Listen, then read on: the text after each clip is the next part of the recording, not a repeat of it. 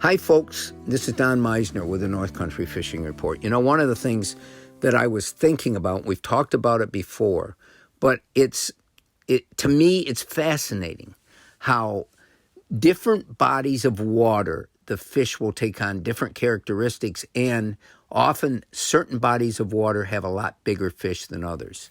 And in comparing some of our tributaries, this is really a big point. Because I have found, and I was talking to my buddy Bobby Helms, and he's seen the same thing.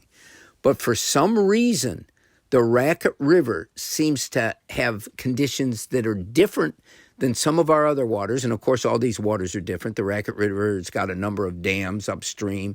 The water level fluctuates all the time. It has a different clarity nature than, say, the Grass River or the Deer River.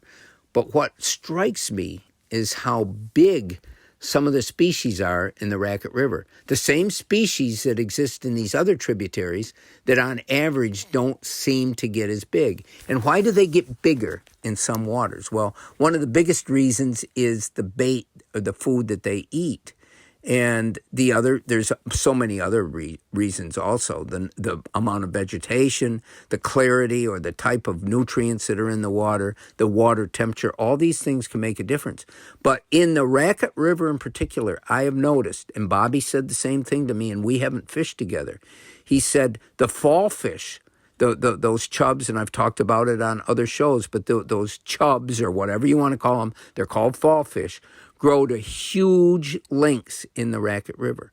I've also noticed that the biggest rock bass I've seen in the area are in the Raquette River. The smallmouth bass tend to average much bigger in the Raquette River than the average size that you catch in these other tributaries. And so let's take this to another level here for some of the waters in our area.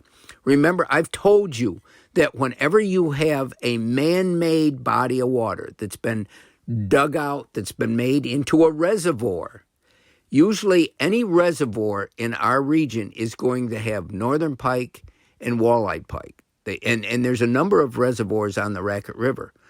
But the important thing here is that the walleyes in these reservoirs tend to be smaller than they are on average in other bodies of water. And the northern pike in the reservoirs tend to be bigger than they grow anywhere else. The biggest pike ever caught, probably in almost any part of the country, but was in the Sacandaga Reservoir, which is a water system for New York City, but it's way back up towards Saratoga and in that general area.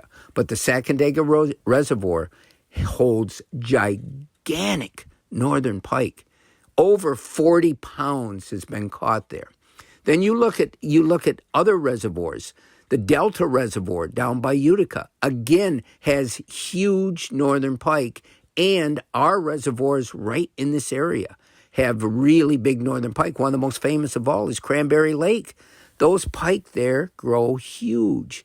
And so it's something to think about. And here's one final thought I wanted to pass on because I just learned about this. In talking to another fisherman, he told me that the crappies in Cranberry Lake grow to a huge size. And, you know, when you're talking to fishermen, okay, you got to always remember that the first thing that comes out of most fishermen's mouth is an exaggeration. That's a cliche, but it's something that we fishermen have become famous for. But with all that said, there's some huge crappies in that lake. So why? Well, the food that they have, whether they've been fished really heavily, it's a massive body of water. But, you know, I think this is really important to realize. And one final thought. Why do you think the St. Lawrence River has been called the best bass fishing maybe in the world? It's not because there's just a ton of little 10 and 12-inch bass, because there always were in the past. But the reason it's been called that is the fish grow bigger there. And why do they grow bigger? What we've come to realize is they grow bigger because of the food they eat. And the gobies in particular have made them huge, have made them famous, have essentially endangered them because now more people are trying to catch them. But it's something that we all should know, that every body of water, offers a different potential of how big the life in it can grow. Until next time, folks, this is Don Meisner with the North Country Fishing Report.